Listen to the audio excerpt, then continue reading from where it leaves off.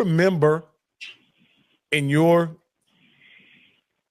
Rolodex of memories a situation where a team, a HBCU team, won a national championship and had as much turnover at the leadership as FAMU? We're talking about the head coach, we're talking about the play caller, and we're also talking about the defensive coordinator.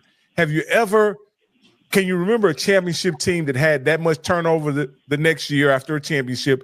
And can you remember what their outcome was, if they did have that, if you remember somebody with that championship? I think North Carolina A&T, when Broadway retired and Sam Washington took over. And, they had a great showing against Alcorn State that year. And then after that year, they end up coming back, back-to-back national champions. Anything that's later than that, you really hadn't seen. Nobody end up winning it back-to-back.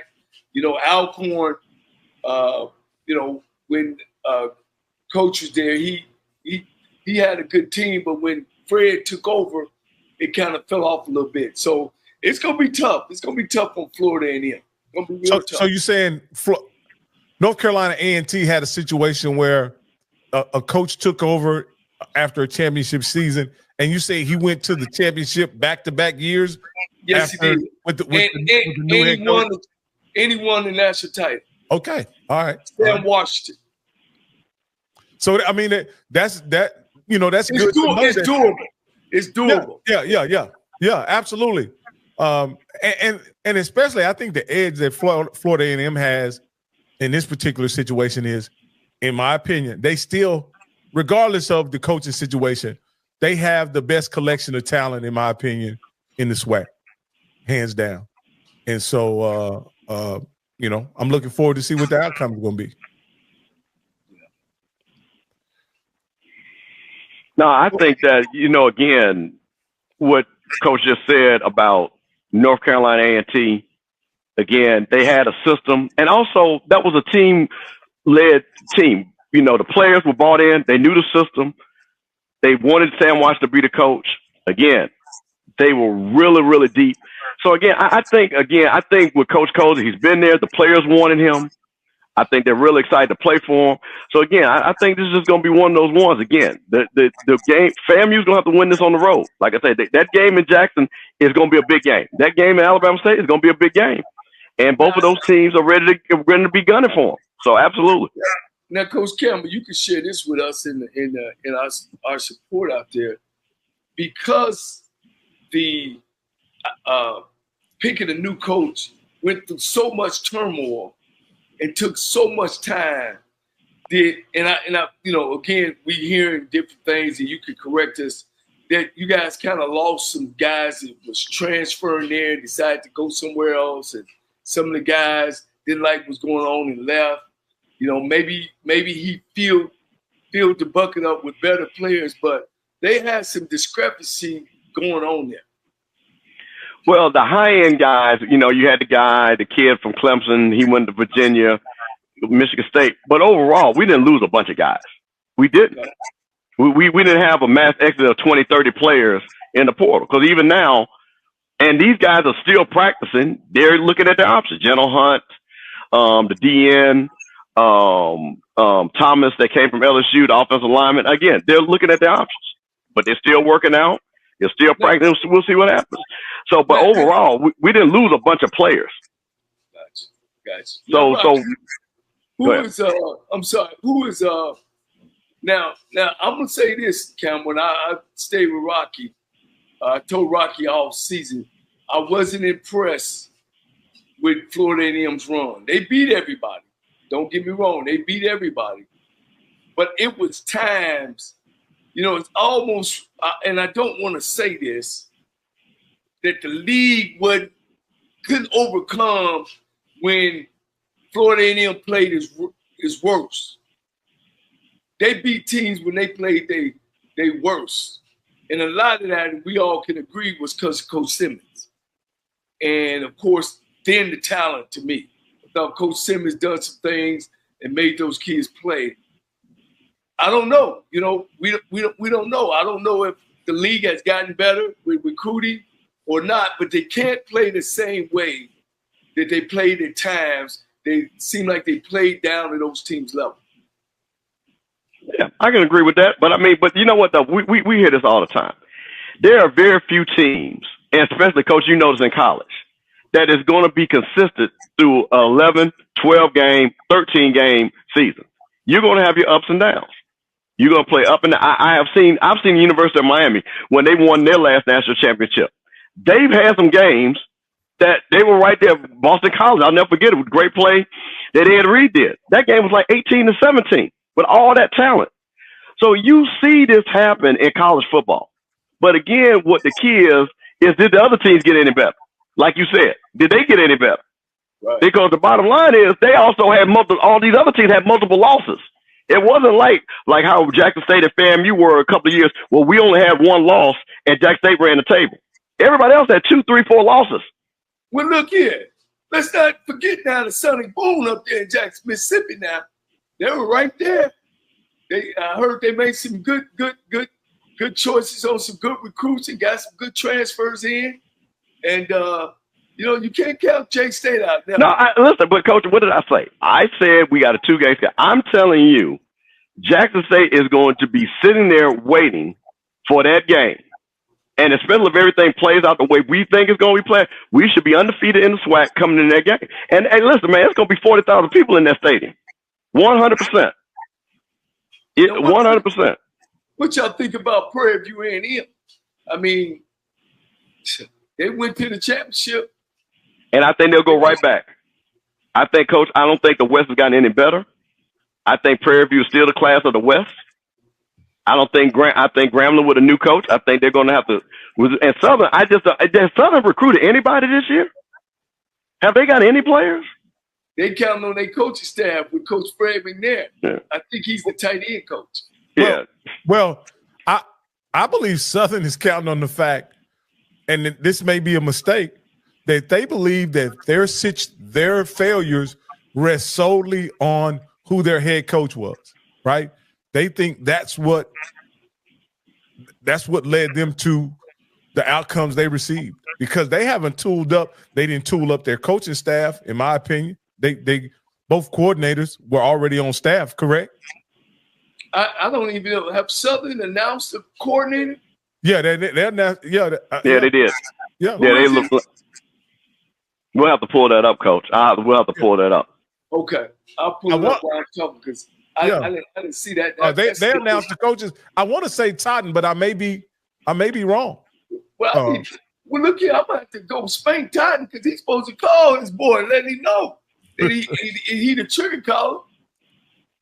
And I'm again, gonna text him while we talking.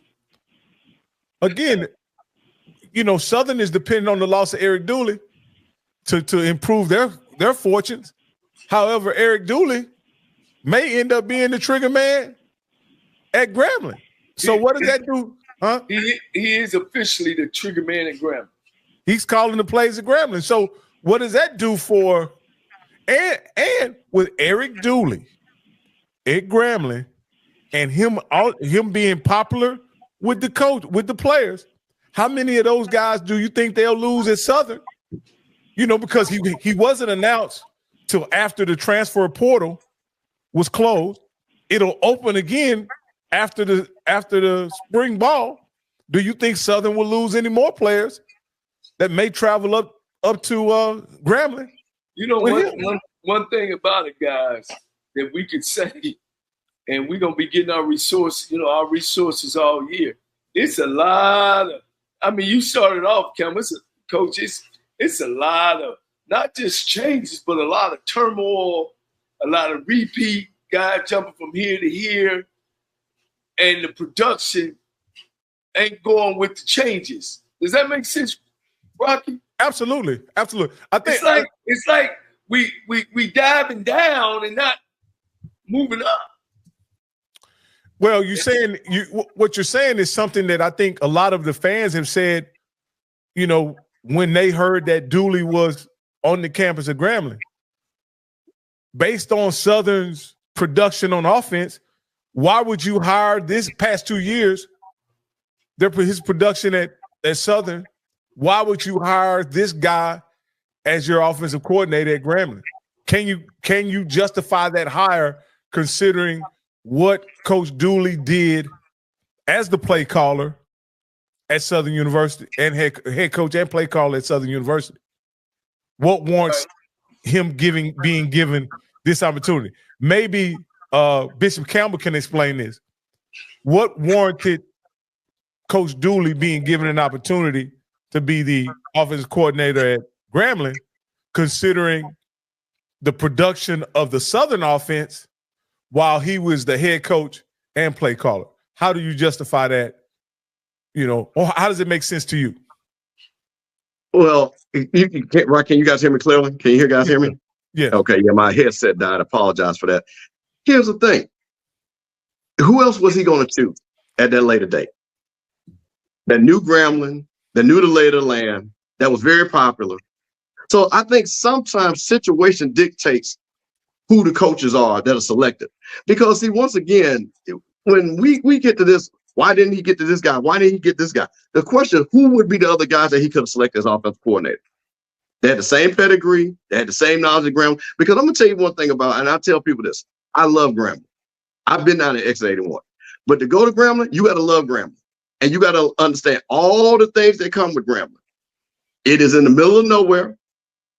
The facilities are not the best in the SWAC, but that G means something. And when you coach down there at Grambling, you're coaching because you want to coach Grambling. So again, if you got other coaches that are looking at options and things like that, maybe they want to coach at Jackson State instead of Grambling. Maybe they want to coach at Southern instead of Grambling. Maybe they want to coach at Florida A&M. So the people at Grambling want to be at Grambling. And I think that has a lot to do with it. So dude wants to be at Grambling. He loves Grambling. Grambling's good to him. So I think that has a lot to do with it. So you're saying it's a good hire? Is that what you're saying? Because when I look at the stats now, not only did he not produce at Southern offensively, he didn't reduce at Prairie View at the end before he went to Grambling. We seen him play Jackson State twice in the SWAC championship, right? And correct. It was god awful. Let's just tell it like it is. It was god awful. You had Dion had a plane waiting on him. He had 1 foot on the sideline and 1 foot in a car ready to get to the airport because he knew they had won that game. Did they pass the 50-yard line when he was at Prairie View? Now, Coach, I believe they did pass the 50 line in that game. I believe so. I was at that game. Yes, they did. Well, it was god awful. So we'll see though. Everybody start from zero. Everybody start from zero, and we'll go from there. Now, my understanding of talking with Coach Joseph is they're gonna run a segment of LSU's offense. So I don't know exactly what LSU offense. All I know is they got 5 wide receivers in the NFL. So I guess they're gonna be chunking it a little bit. Well, I want to push back on Mr. Campbell's assessment a bit. To be perfectly honest with you, the coordinator who was still on staff at the time that the previous Coach Jackson was relieved was more productive than Dooley was in the SWAC last year. No, I never. Wait a minute. I never said that he was productive. I said who were they going to get? Well, what I'm saying is they could have held on to. I forget the guy's name. You know, Tony something. Was it Tony something? I can't think of the guy's name. Was the Grambling offensive coordinator? But he was pretty productive, and he stayed on staff for a while, even after Mickey was hired. To be honest with you. So anyway, I think that always. But then I guess, and Coach would know better than this. Sometimes you want to have your guy. Sometimes you want to start fresh. Sometimes you want to have your guy. Now, why did the coach stay? Why didn't Coach Joseph say, "Hey, we want to keep you on"? I don't know. Maybe again goes back to what Coach said. Maybe he's not running the offense that Coach Joseph wants. Right. And maybe when he talked to Coach Dooley, interviewed him and said, hey, this is what my philosophy is. This is what I want to do. And Coach Dooley said, yeah, we can run that. I can call those plays. But again, let me tell you something. This goes back, again, I was down at Grambling during those championship runs. You got to say something. Devontae Kincaid can make any offensive coordinator look good. Okay? And and I'm going to say this again, and I'm going to keep saying this. I've been around the SWAC almost 50 years. Quarterbacks win championships in the SWAC. You show me a good quarterback, I'll show you a SWAC champion. So this is just some quarterbacks struggled. They struggled. You put Devontae Kincaid on that team, they're not going to struggle. So the question is, who is Grambling's quarterback? Is he going to be somebody that's going to be able to make plays? So again, we talked about the teams in the East. Jackson State has their quarterback that can make plays. Alabama State believes Andrew Bonney can stay healthy and make plays. FAMU believes the kid from FAU or junior can make plays. So that's the thing about it. Do you have a quarterback that can initiate your offense and make plays? That has always been like that in the SWAC. You got a bad quarterback, because see what happens with a bad quarterback in the SWAC, all the other stuff styles compounded, right? You start seeing how good the offensive line is not, the running backs and things like that. A good quarterback covers up a lot of that in the SWAC. Well, I think what you're saying is half true. Musa, most quarterbacks, like you just said, to take their team, they're gonna throw for $3,000. Musa didn't even throw for that, and his interception to touchdown ratio was horrible. So that kind of shoots that down a little bit, but you are. But Musa was the best quarterback in the SWAC. You act, wait a minute, Coach. Wait. You acting like the SWAC had a bunch of great quarterbacks. That's what you're saying. So he was wait a minute, Coach. Hold on, wait a minute. My segment still stands. Okay. The SWAC, let's be honest, the SWAC did not have a bunch of great quarterbacks. They didn't. So while Musa might not have been to the level what you want to see with a previous quarterback that we can start naming in the SWAC history, but again, was he the best in the conference? He clearly was. He was the best in the conference, and you can't take that away from him. Yeah. Okay. I'm gonna say, because I would ask you, tell me what other quarterback was better than Musa. If the best is the worst, I get it. I get it. I can't argue that point.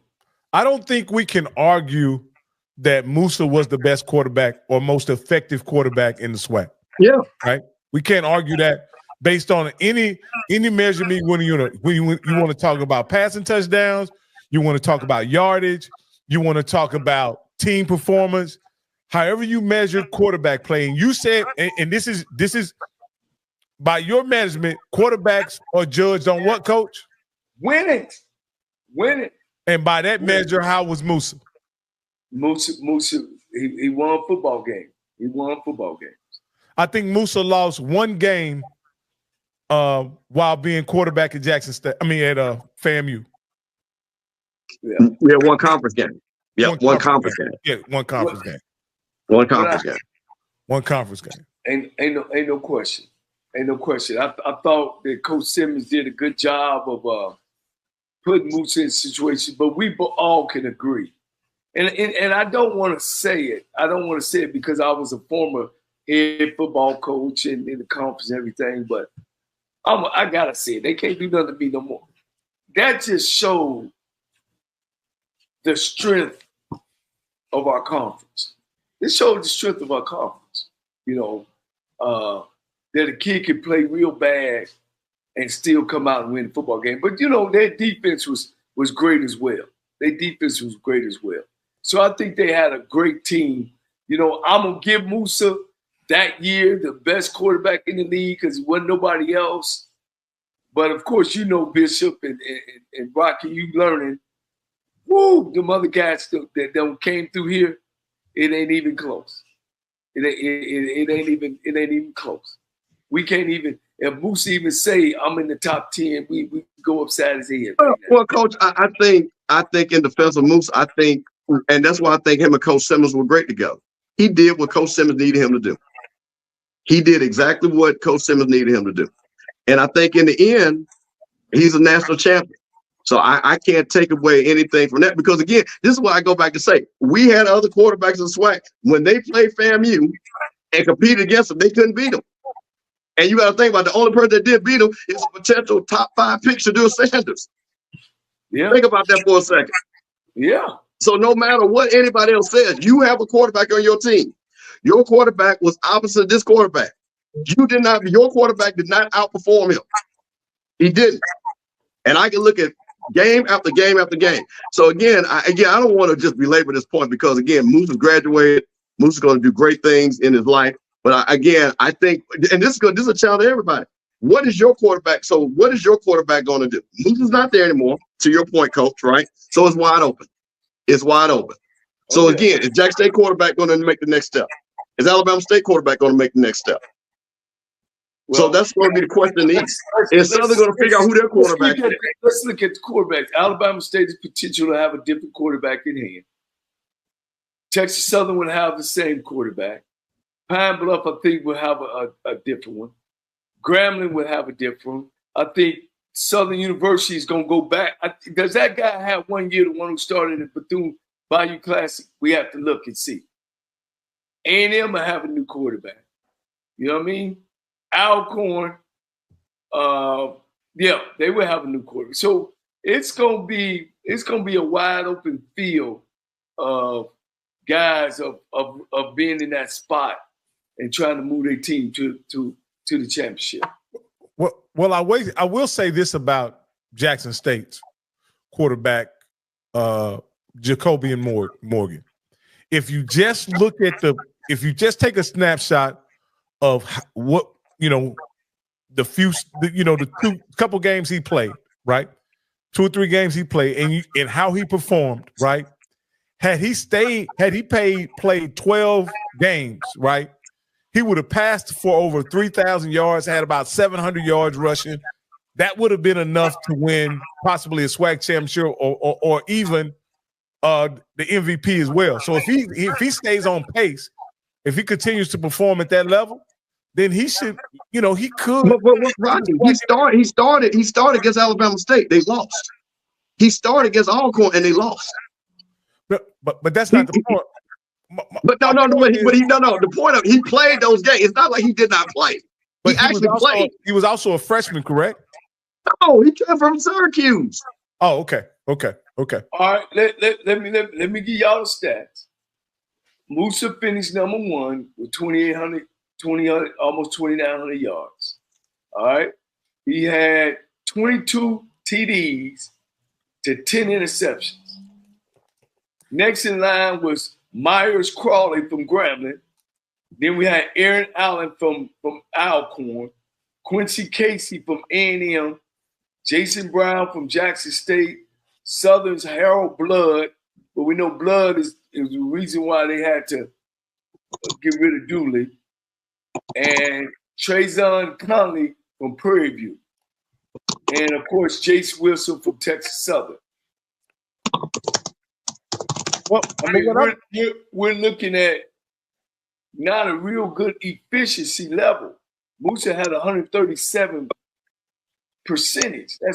That's not real good at all. He averaged 2,400 a game, but that's not real good at all. I'm looking at Jacobian Morgan. He went 83. He went 83 for 123. He had a 67.5% completion percentage. Right. He passed for 847 yards. He threw 10 touchdowns and 1 interception. When you look at that kind of production and you extrapolate that over an entire season, right? I don't know exactly how much the kid played, but if you extrapolate that over the entire season, that's a dominant quarterback performance. If you extrapolate that over the entire season. And that's with North Carolina North Carolina Central. What is that? I'm looking at Moose's percentage. He completed 57% of his passes. Oh, yeah.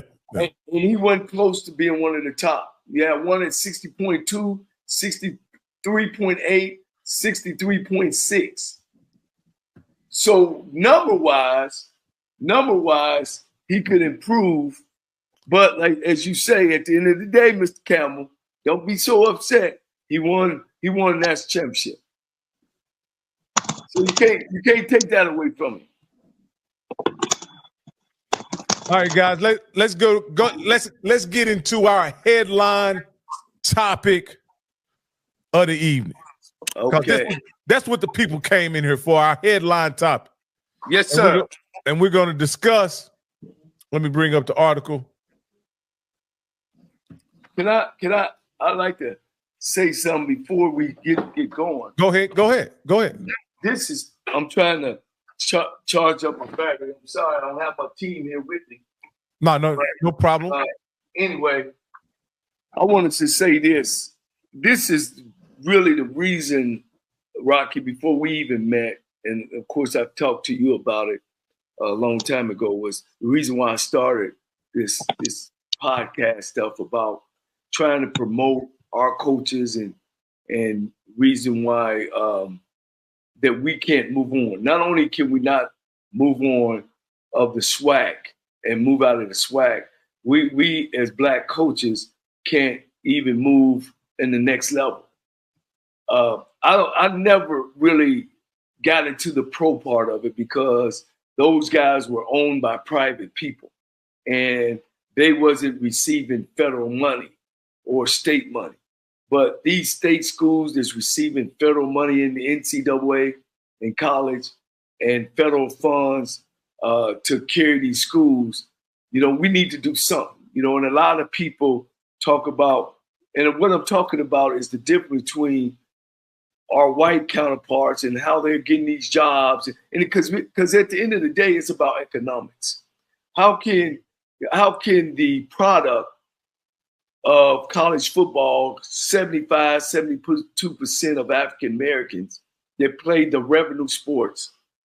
And when we look at the administrative part, not just the head coach, the assistant coach, the secretary, the trainer, the equipment, they're 84%. And that's just in the major sports in football and basketball.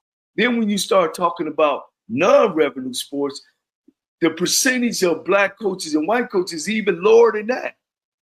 And what's happening is even in HBCU conferences, the white coaches are taking over our non-revenue sports, bowling, tennis, track. They're taking over those sports. So my question is, why do we get ahead? When you look at Black schools, HBCU schools, and then you look at the staff, and when you see the white coaches on the staff, here's the position. They in all the positions that make most money. They're either an assistant head coach position, offense coordinator position, defense coordinator position, and offensive line coach. We can't even get those positions. So me being a Black college graduate, and I'm like, well, if we can't come back to our own school and be head coaches, and now MEAC and SWAC and the and the SIAC and the CIAA are now reaching out and getting white coaches coming in. Two things wrong with that. One, we're not getting that opportunity to show leadership. And number two, we're not even getting the coordinator's position to be able to apply for a head job, because the first thing they're going to say is, we don't have enough experience. So we need to do something. You ask the players and parents, when we could change this tomorrow. If every black player say, something, I'm going to go to an HBCU school. Now, first thing people are going to say is, oh, well, the facilities is different. I guarantee you, Mr. Campbell, if all those black players leave and start playing in black schools, where the money going to go? Them facilities. Just like back in the 70s when they really started letting black players get into schools, them facilities shot sky high.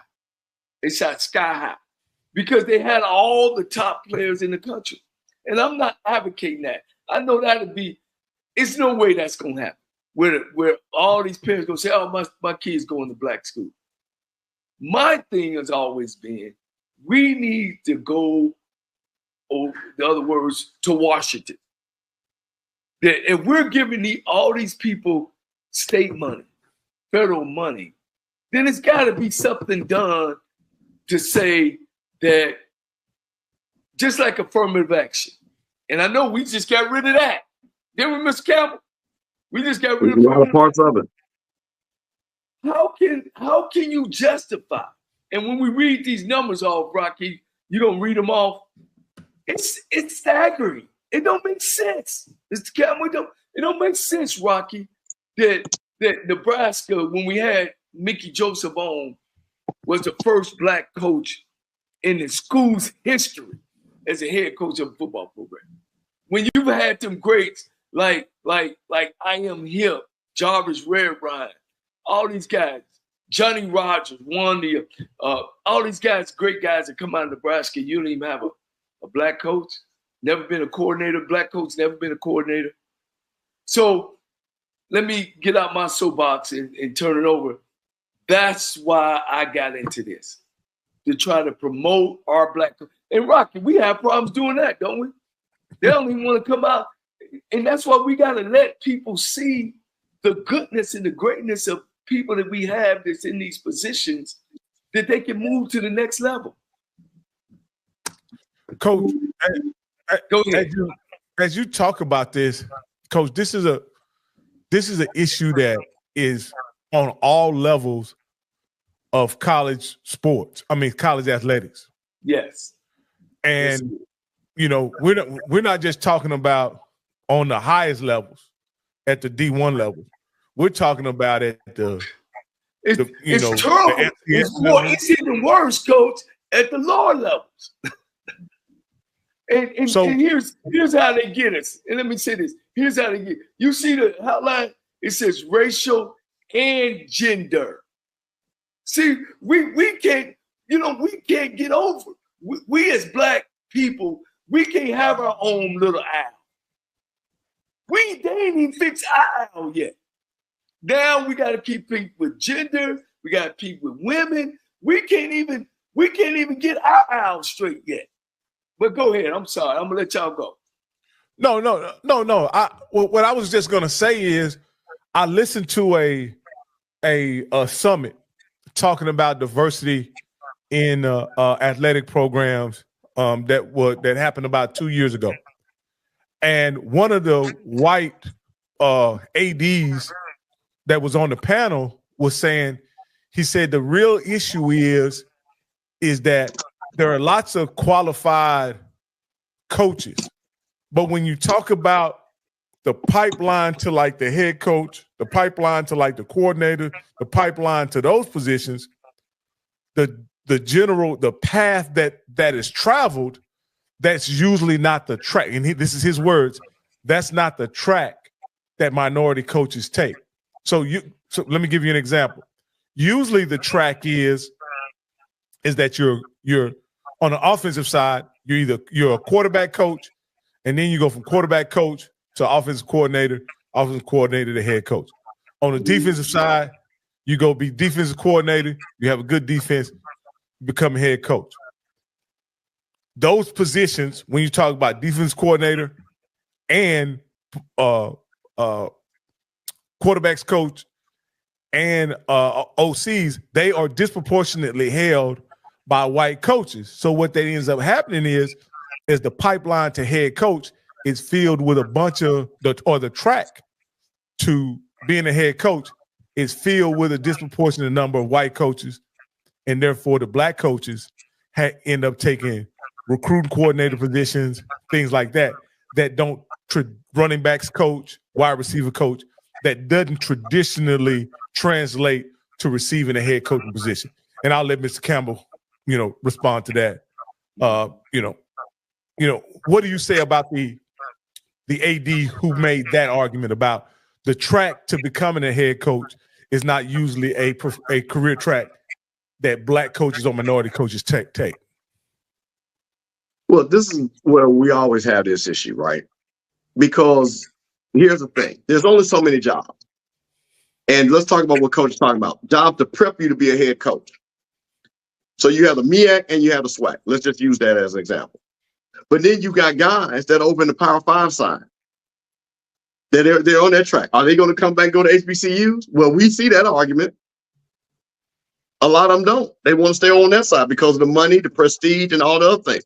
I mean, and I heard this, and I correct me, my relatives could correct me, if I'm wrong, but I think there was an interview with Coach Simmons said, well, even though all he had done at FAMU, they still wanted to see the Power 5 coaching on his resume. So these are the things that we have to always fight and go against. You got to understand something, Coach. The HBCUs are old, and all the land grant schools, that is, owe $13 billion. Southern University owed $1 billion. A&T's owe like $2 billion. FAMU's owe $2 billion. Tennessee State, on and on and on, Alcorn. All these schools. So to your point, you have these great facilities. We've been underfunded, and it's just a cascade effect. So guess what? You give FAMU, Southern, and A&T $2 billion. Guess what? They can hire a whole bunch of coaches. Let me say this, and because I want. Sometimes we ain't on the front line and we miss it. I'm saying, why would a HBCU guy hire a white guy as a head coach? All right, let me play this. You just said that Power 5 and they got the money and all that. When do we take responsibility for our own? All right, well, Coach, let me ask you a question. And, you know, I'm totally agreeing, but I want to ask you a question. Should a coach hire the best coach available, or should a coach hire a black coach? Let me say this. You know and I know. Only 75 or 80% of coaches, 75 and 80% of coaches are losers. So sometimes these athletic directors, they hire people they can control. They don't hire the best guy. Because you got perennial losing programs. Mississippi Valley, perennial loser. You know, Texas Southern, perennial loser. Pine Bluff, Bath. So yeah, we should hire the best coach out there. We should, but you know we don't.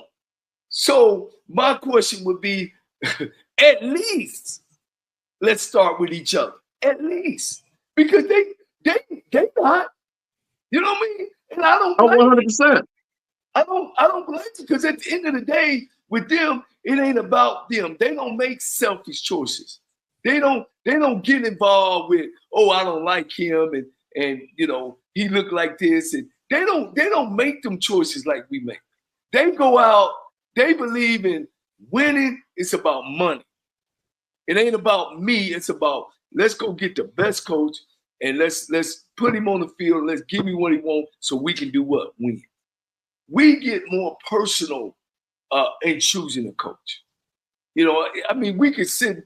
I know you've seen some choices that we've made as coaches that you was like, man, well, how did that happen? But besides that, I just want to see more black coaches. You know what I mean? That's what I want to see. I want to see more black coordinators. But if we give our jobs away, how do we get the experience? Because that's the first thing they tell you. Oh, well, you ain't got enough experience. I remember I was at University of Cincinnati, right? And I came in, I'm talking to the head coach about my evaluation. He tried to hit me with, you know, if I had to say you was the best coach, wide receiver coach, which, by the way, Coach Campbell, I coached the player of the conference of the year, a kid named Robert Tate. He said, I couldn't say that you were the best wide receiver coach. You know why he said that? Because he knew I came from a black school. I had to let him know, look, I'm a good coach. I might not be the best right now, but damn, I'm up there. You know what I mean? You're not going to say that because I didn't have the background, you know, that you expect that I ain't the best coach. When I coached the player of the year, this kid named Robert Tate. And the thing about it, nobody knew that this coach had this kid had dyslexia. And I used to put him on the board and he would draw things wrong. And I'm like, hey, what's wrong? And then finally I had him tested and found out that was his issue. And we were able to get through that. And he went on to play pro ball and all that good stuff. But I'm just saying that we don't have room to be giving all our jobs away to white coaches. See, and then when you said that, you know what, Jar, that came and hit me? That we think white ice get colder than black ice. And it don't, man. There's some fantastic black coaches out there that have been coaching and I don't even want to get into the pros. Let's just say in college, that deserve the chance to be coach, be these coaches, and they're being passed up on because these big donors don't want that. They want to see somebody leading the charge that look like them. What's wrong with us feeling the same way? That's all I'm saying. Well, Coach, I'm going to agree with that and co-sign that. I think here's where it always, when you talk about HBCU sports compared, see, Power 5 people don't have to worry about this discussion. They don't have to worry about this. They hire their coaches. The nepotism is there. Look at the SEC. What, they've had 5 black coaches in their whole history, but the whole conference is black players. Outstanding black players built that conference. But then what happens to us is now we got to look at the finances. We got to look because we're not even able to incubate coaches, right? Where we can build them up and they can move next step. See, that's another thing too, because of the finances. We can't even incubate that wide receiver coach and say, okay, I'm going to keep you here, but I'm going to pay you a living wage. So then when my next guy moves up, I'm going to move you to offensive coordinator. I'm going to pay you a living wage. And 2 or 3 years down the line, now you're ready to be the head coach. Right. Because again, finance always comes into play. And you know, I see this all the time. Again, it happened to FAMU. We looked at Coach Simmons. And Coach Simmons is making, may not be a running backs coach. And you have people from FAMU scrambling and looking to raise money. Look at Coach Reed. Coach Reed is an outstanding coach, one of the best coaches in America. And you know what people are already saying? Oh, well, she's going to leave Jack State because they're going to pay her more money. Already. Well, here's what supports me, Rocky. You'll get a kick out of this.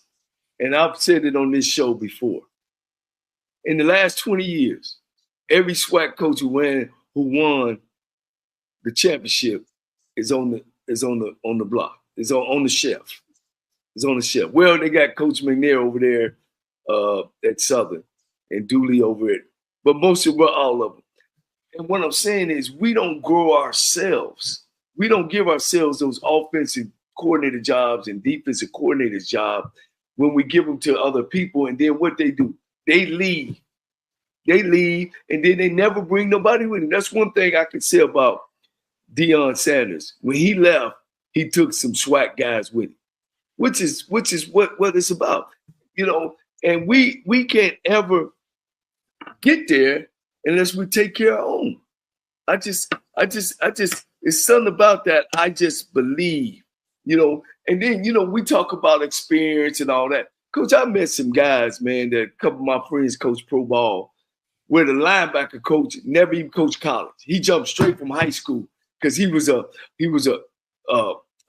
son-in-law of somebody's. You know what I'm saying? That's what they do. Look at Bill Belichick's son. Does he deserve to be the position that he's at? Absolutely not. No. That is the biggest form of nepotism that you ever want to see. Well, so I get it. I just want to read some numbers off. Go ahead. I just want to read this result.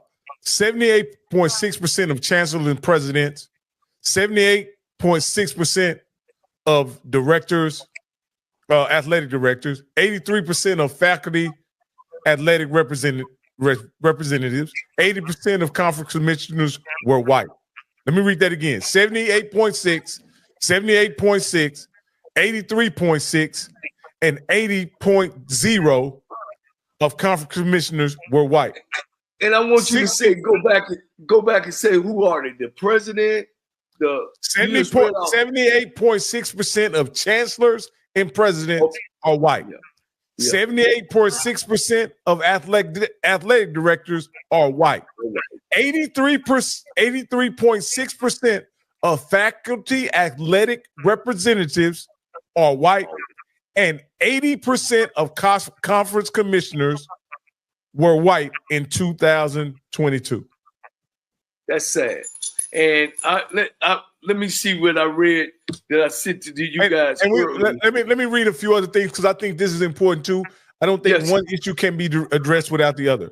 60.3% of chancellors and presidents are men, or white men. 67.9% of athletic directors are white men. 50% of faculty athletic representatives are white men, and 70% of conference commissioners are white men. Mm. And this is what I'll say about this. This is the one that kind of surprises me. That 50% of faculty athletic representatives are white men. That means that Hispanics, women, and blacks have to all divide the other half of that 50%. That's right. No, because you understand, they didn't say 50% of faculty and staff were men. They said 50% of faculty and staff were white men. Right. So that means women, Hispanic, Asians, females, blacks, we all have to divide the other 50% up amongst us. And we still wouldn't outnumber or even, be equal to, I guess we would be equal to the percentage of white men. But then how many of those positions are white men? Here's the thing. I've always been told you can't know where you're going unless you know your history. We do a report card. I took one of this out of the article from Lipchick. He been doing this for so many years. We do a report card on all the major professional leagues and college sports. Has the worst report card. The report card is on racial discrimination on who's in place and who's running. He said, as somebody who has worked at an institution of higher education for 52 years, it's particularly disappointing to me that college sports has the worst record than everybody we cover. And we can get control of that. If I don't know, I got an idea on how we could do it. We got to have the people in place to push this up to Washington, D.C. to say, if this don't change, we gonna mess with some of your money. Because black kids gonna continue to go to white schools, which, I would too. I mean, it's better facilities and everything else. What do we do? Look, Coach, are we getting anybody that's jumping in on this out there? I think it has to come down to just like they did the APR, just like they doing the NIL, just like they doing anything else to make things even. They can do that on the college level of making sure that more minorities are hired, especially at these big schools.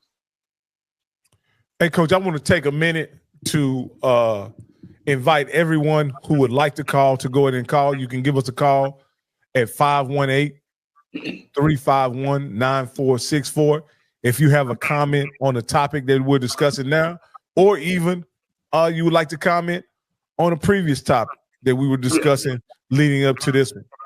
But I'm doing a report now on HBCU non-revenue sports. What is the ratio between coaches, white coaches, and coaches of color on the revenue sport? Because I mean, how's it at Florida A&M? So we have a white baseball coach. I don't know what our golf coach is, but I think that's the only coach that just comes to mind right now. That we've had one coach that's a Caucasian. That's our baseball coach. I think he came from Florida State. Yeah.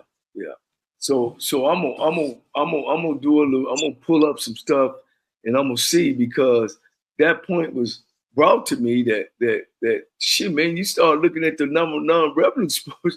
Shit, they starting to take over them jobs. So how do we get them jobs? You know what I mean? How do we get passed over? Now let's look at this, guys, because this is an interesting point I want to bring up. Because this is let me get back to it, because it was quite interesting. Let me scroll down.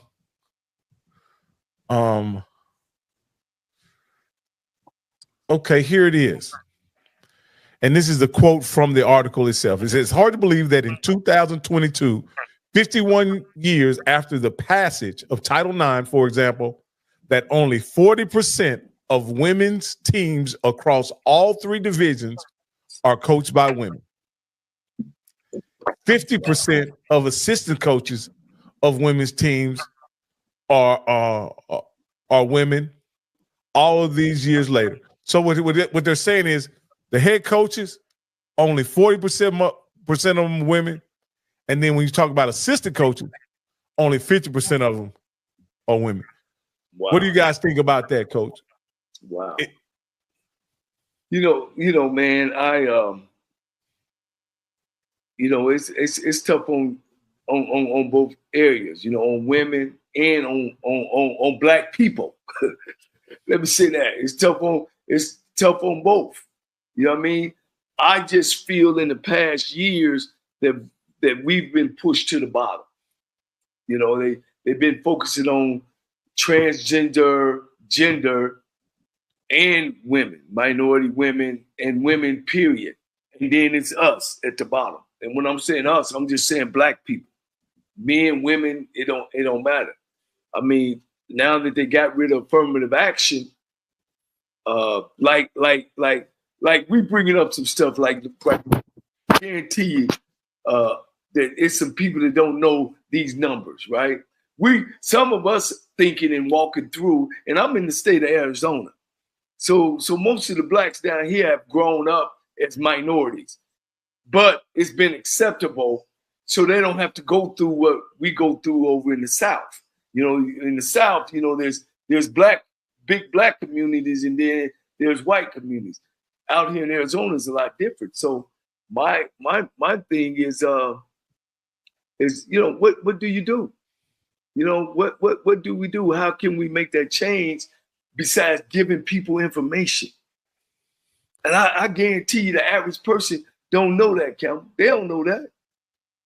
Albany State got a white coach. He came there and won, and then he left. They don't know that.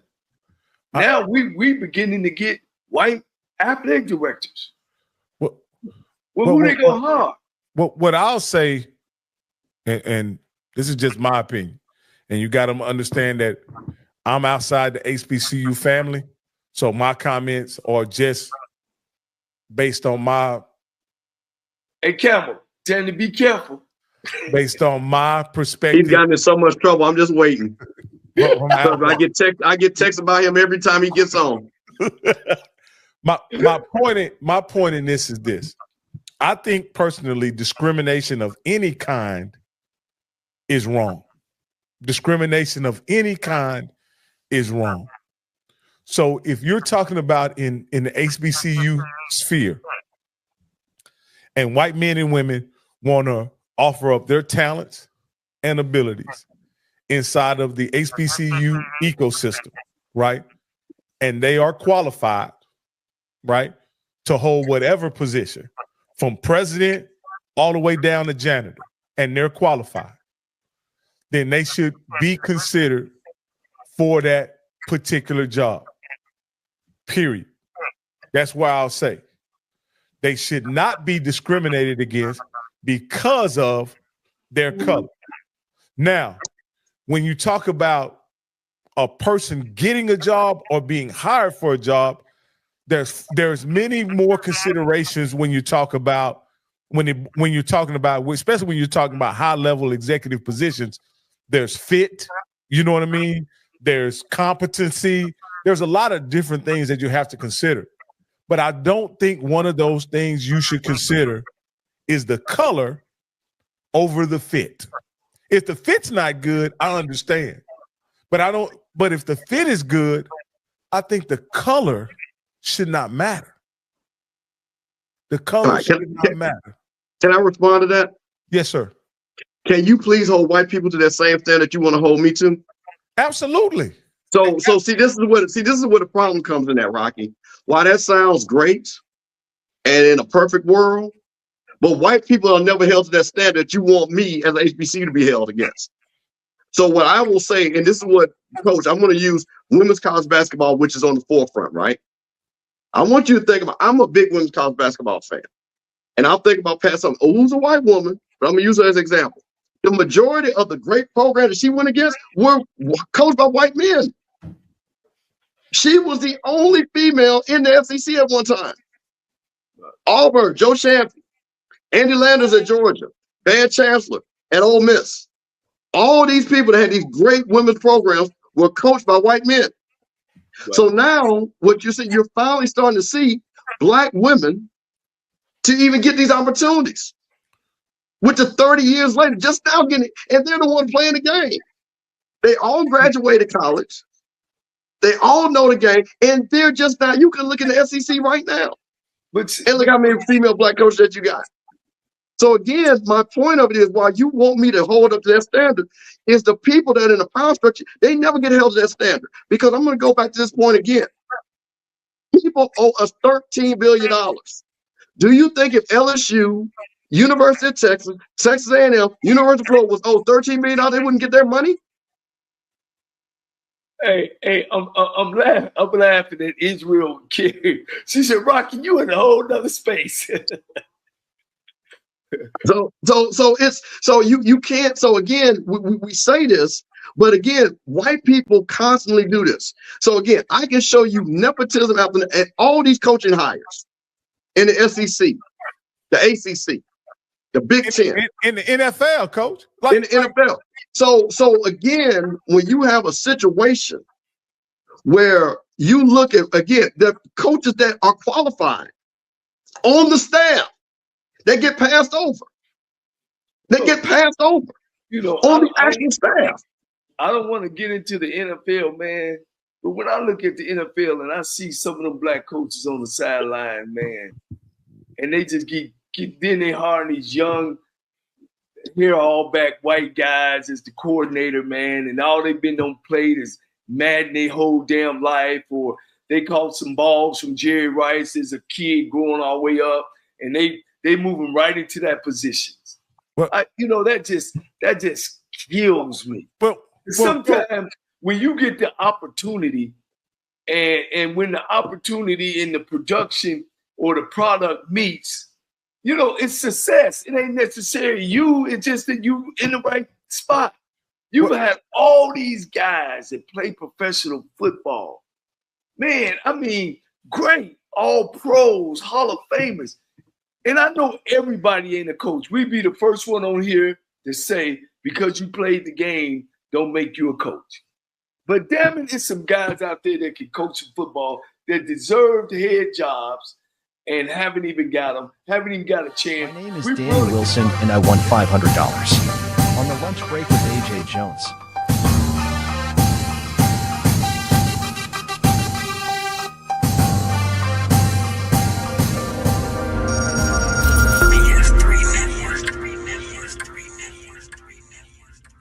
BS3 Network, changing the way you watch TV.